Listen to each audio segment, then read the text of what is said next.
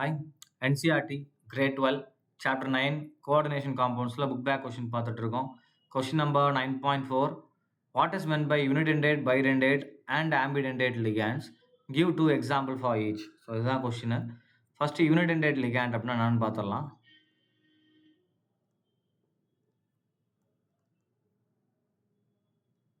So unidentate ligands first point contains one donor atom. அதே மாதிரி each ligand forms one bond with metal. So ஒரே ஒரு bond தான் form பண்ணும். யூனி அப்படின்னா ஒன் அப்படின்னு அர்த்தம். ஸோ ஒரே ஒரு பாண்ட் தான் ஃபார்ம் பண்ணும். எக்ஸாம்பிள் பார்த்தீங்க அப்படின்னா CL minus, CN minus, H2O, NS3 இதெல்லாம் என்ன தான் யூனிடென்டேட்டில் தான் வரும், ரைட்? ஸோ அடுத்தது பார்த்தீங்க அப்படின்னா பைடென்டேட் ஆர் டைடென்டேட் அப்படின்னு சொல்லுவாங்க. ஸோ பைடென்டேட் லிகேண்ட்ஸ் ஆர் டைடென்டேட்னாலும் அது கரெக்டு தான். இப்போ பைடென்டேட் லிகேண்ட் அப்படின்னா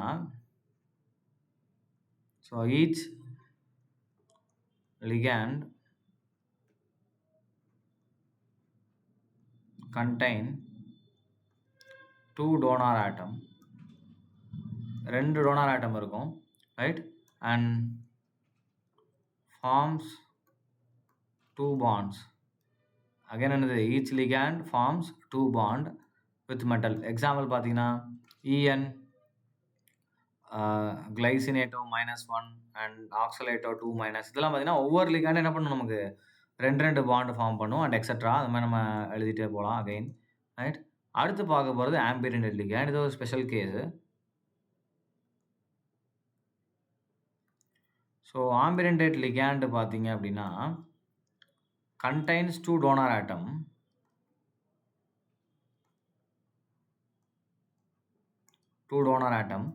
but forms only one bond at a time.